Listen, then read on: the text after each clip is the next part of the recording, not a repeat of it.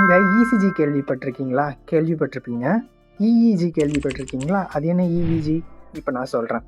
ECG அப்படின்றது electro cardiography அப்படின்ட்டு சொல்லுவாங்க. அதுவே இஇஜினா எலக்ட்ரோ என்செஃபலோகிராஃபி அப்படின்ட்டு சொல்லுவாங்க.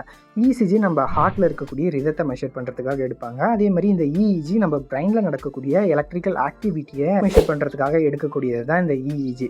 இந்த இஇஜி பார்த்தோம்னா நம்ம இசிஜியில் எப்படி அந்த எலக்ட்ரோட்ஸ்லாம் நம்ம செஸ்ட்டில் நம்ம கை காலெல்லாம் பிளேஸ் பண்ணுறாங்களோ அந்த மாதிரி இந்த இஇஜிலையுமே வந்து ஒரு 21 எலக்ட்ரோட்ஸ் யூஸ் பண்ணுறாங்க. அந்த 21 எலக்ட்ரோட்ஸ் நம்ம ஸ்கேல்பில், அதாவது ஃப்ரண்டல் ரீஜன், ஆசிபிடல் டெம்போரல் ரீஜன், இந்த ரீஜன்லலாம் பிளேஸ் பண்ணிட்டு மிஷினை ஸ்டார்ட் பண்ணிடுவாங்க.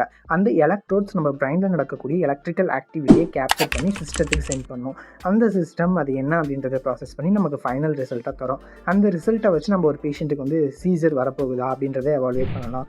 அதுக்கப்புறம் ஒரு பேஷண்ட்டுக்கு சீசர் வந்திருக்கு அப்படின்னா அது எபிலெப்சியா அப்படின்றத கன்ஃபர்மேஷன் பண்ணுறதுக்காக இது யூஸ் பண்ணுறாங்க.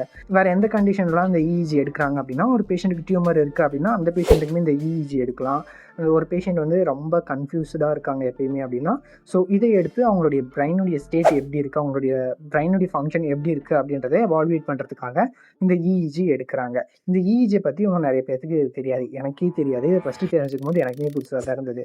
இந்த இஇஜி மாதிரியே இஎம்ஜி அப்படின்ட்டு ஒன்று இருக்குது. ஸோ அதை பற்றி தெரிஞ்சுக்கணும் அப்படின்னா இஎம்ஜி அப்படின்ட்டு கமெண்ட் பண்ணுங்கள், நான் அதை பற்றி சொல்கிறேன். பை.